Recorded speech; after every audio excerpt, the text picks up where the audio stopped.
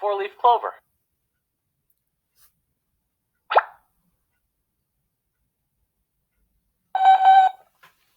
Whoa.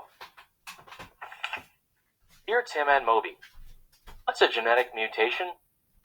From Andy. Genetic mutations are permanent changes to a cell's DNA or RNA. Deoxyribonucleic acid and ribonucleic acid are the chemical blueprints for your entire body. Every living organism has genetic material that controls all of its body's function. This material also determines physical traits.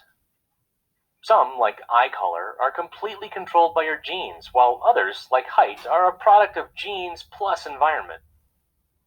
Sometimes the genetic code changes.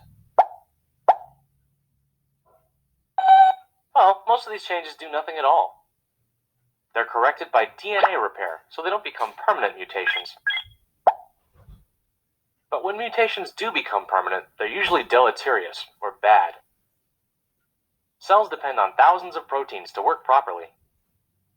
Mutations can mess up the genes that are responsible for making these proteins.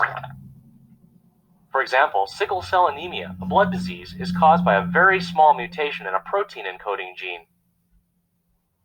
Cancer is the result of deleterious mutations that cause uncontrolled cell growth. Occasionally, a mutation is beneficial and helps an organism survive. Beneficial genetic mutations are thought to be one of the driving forces of evolution. That's the process that makes organisms change over a number of generations. Organisms with beneficial mutations survive better and are more likely to pass on their mutated genes.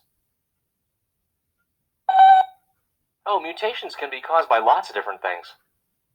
Sometimes they happen spontaneously or randomly during cell division. Mutation can also be caused by outside forces like chemicals, radiation, and viruses. Wow, that's kind of neat. Hey, maybe we should tell some scientists about this thing. Ow!